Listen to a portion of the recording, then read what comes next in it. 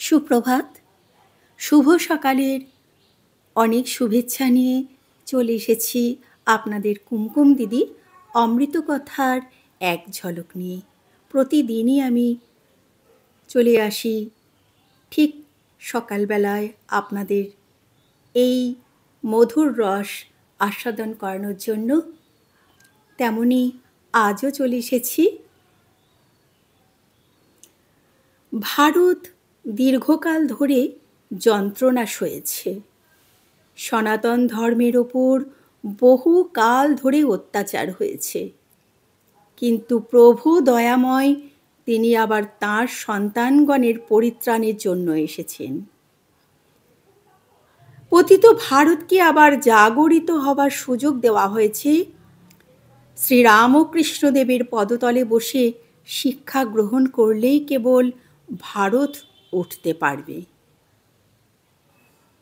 তার জীবন, তার উপদেশ চারিদিকে প্রচার করতে হবে, যেন হিন্দু সমাজের সর্বাংশে, প্রতি অণুতে পরমাণুতে এই উপদেশ ওতপ্রোতভাবে ব্যাপ্ত হয়ে যায়।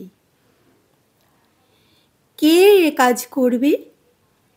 শ্রীরামকৃষ্ণদেবের পতাকা বহন করে কে সমগ্র জগতের উদ্ধারের জন্য যাত্রা করবে? কে নাম যশ ঐশ্বর্য ভোগ, এমনকি ইহলোক পরলোকের সব আশা ত্যাগ করে অবনতির স্রোত রোধ করতে এগোবে?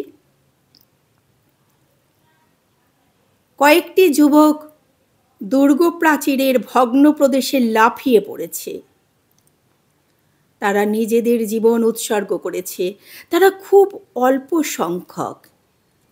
এইরূপ কয়েক সহস্র যুবকের প্রয়োজন।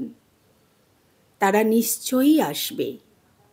আমি আনন্দিত যে আমাদের প্রভু তোমার মনে তাদের অন্যতম হবার ইচ্ছা জাগিয়ে দিয়েছেন। প্রভু যাকে মনোনীত করবেন সেই ধন্য, সেই মহাগৌরবের অধিকারী, বলেছেন বিবেকানন্দ। ডাক্তার নানজুগু রাওকে লিখিত যুক্তরাষ্ট্র আমেরিকায় থেকে এই পত্র ছিল 30শে নভেম্বর 1894 পত্রাংশ।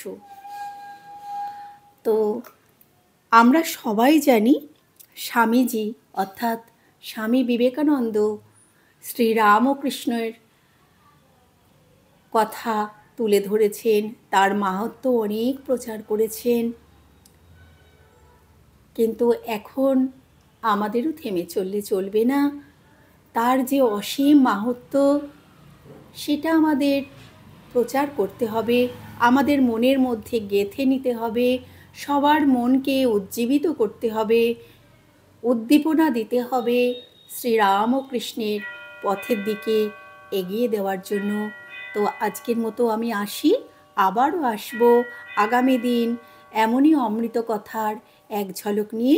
ততক্ষণ আপনারা ভালো থাকবেন, সুস্থ থাকবেন, এটাই আমার কাম্য।